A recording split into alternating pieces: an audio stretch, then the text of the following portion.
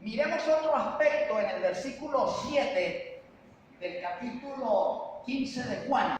Aparecen allí dos aspectos fundamentales en la comunión con Cristo. ¿Cuáles?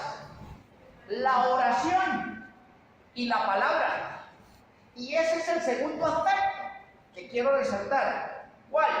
El discípulo Jesús desarrolla una vida de comunión con Jesús a través de la oración y la palabra. Vamos a ver algunos ejemplos y usted me va a decir cómo es o cuál es la responsabilidad que tenemos como discípulos de Jesús con referencia a esos textos.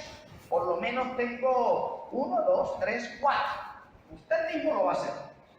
Por favor, alguien lea Lucas 1:20. Lucas 1:20. Y ahora quedarás mudo y no podrás hablar hasta el día en que esto se haga, pues cuando los creéis en sus palabras, las cuales se cumplirán a su tiempo. ¿A quién le está hablando allí? A Zacarías. ¿Quién era Zacarías? El papá de Juan. Y se le dijo que iba a nacer con Elizabeth, su esposa, que iban a tener un hijo. ¿Y él qué? No creyó. Y dice literalmente, por cuanto que no creíste. Es decir, tomando esa referencia en aplicación para mí como discípulo, ¿cuál es mi responsabilidad con la palabra? Creerla. Por favor, crea la palabra. Lo que Dios dice es verdad. Y suena un poco rígido, pero tengo que decirlo así. Créalo y punto. Y ya. Créalo y punto, porque es Él. Es su palabra, es perfecta. Su palabra es perfecta. Que yo no la entiendo. Y a veces a uno como pastor le dice, mire pastor, yo a veces le digo, yo tampoco entiendo algunas cosas. Pero sé que en mi relación con Cristo es fundamental priorizar la palabra con una actitud de fe, creerla. Por favor, vaya a Lucas 6:47. Jesús está enseñando y quiere dar una enseñanza sobre el sabio y el insensato, sobre el prudente y el necio. Y dentro del prudente, el sabio, el discípulo de Jesús, resalta dos responsabilidades con la palabra. ¿Cuál? Oírla, muy bien. Es decir, ponerla en práctica, obedecerla. Entonces, el discípulo de Jesús, con relación a la palabra, la oye y la obedece, la practica, la lleva a cabo. Esa es responsabilidad con la palabra. Por favor, Lucas 9:26. ¿Qué no debo hacer con la palabra? No avergonzarme. El discípulo de Jesús no se avergüenza de su palabra. Y dijimos en este aspecto que es la palabra y la oración. Por favor, solo un texto para hablar acerca de la oración. Lucas 22:46. Lo último o las últimas lecciones que Jesús dio a sus discípulos, ¿cuál fue? La oración. Está Jesús precisamente en el Getsemaní.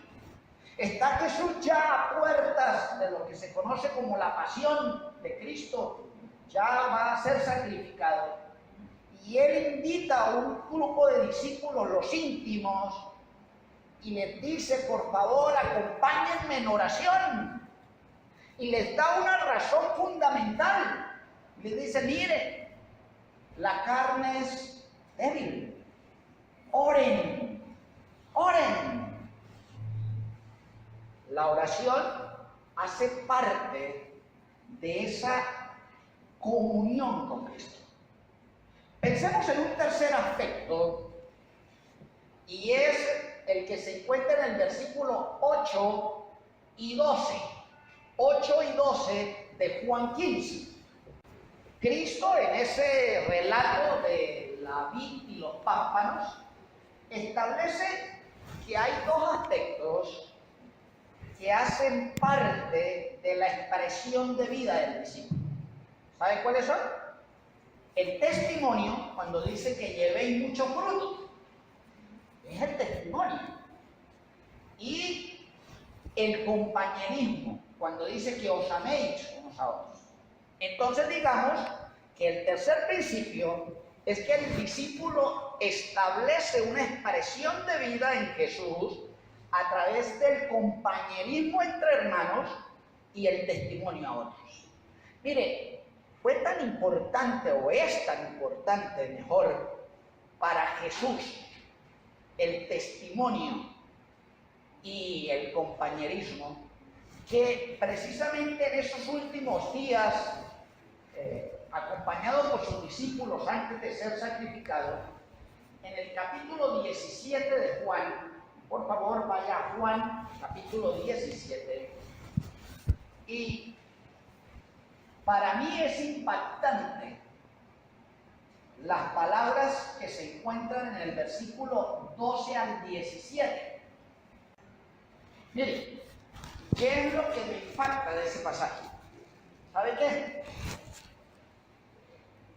Que Jesús oró por mí. ¿Usted sabía eso? Que Jesús oró por usted. Porque Él dice ahí, no solamente oro por estos. ¿Quiénes eran estos? Los 12. Ya 11, porque ya Judas estaba descubierto. Esto, dice, no solamente oro por estos, sino por ¿quiénes? Por los que van a creer por el testimonio de estos. ¿Y quiénes son esos? Usted y yo. Me emociona, trasciende en mi vida saber que el propio Cristo oró por mí.